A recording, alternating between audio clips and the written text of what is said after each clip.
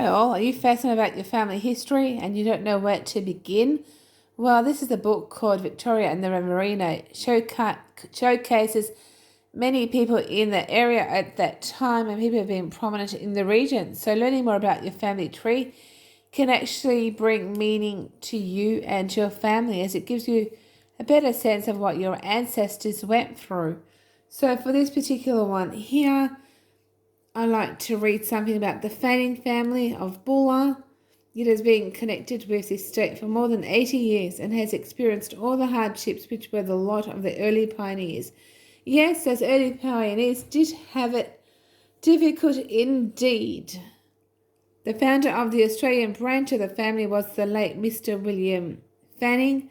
He was born in Ireland in 1819 and sailed to Australia with his wife Catherine Nee Hayes in 1841.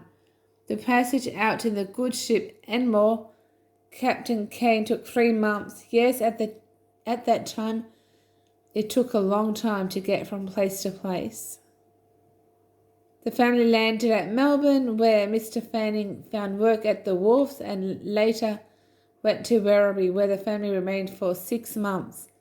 In 1844, he purchased 150 acres of land where the present homestead stands, from the New South Wales government, and there reared his 5 children. At this time, the blacks were numerous, but owing to his tactful handling, the family never had the slightest trouble with them. On the discovery of gold at Bendigo in 1851, Mr. Fanning started contract carting to and from the goldfields, £100 per tonne being the usual rate for transport. Roads were not the safest in those days, and he had many exciting experiences. While he was attending to the carrying, his wife worked the farm, which was used for dairying. The late Mr. William Fanning was the first to purchase land at Bulla. He died in 1879 at the age of 60. His wife lived to the age of 76 and passed away in 1892. His younger son Edward was educated in the district and worked with his father on the property, which he took over when his father died, and lived there until his death in 1927 at the age of 79. His wife was Bridget, daughter of Mr. Patrick Collins of the Melbourne Police Force. And there was a family of 5 sons, 3 of whom survived. The Burke and Wills expedition passed the Fannings' property, and Mr. Edward Fanning accompanied it for some distance. So there you have it, some history. And now we move on to William Patrick Fanning of Sunnyside, Bulla. He was born in 1885 and educated locally and at Xavier College, Melbourne, where he matriculated in 1902.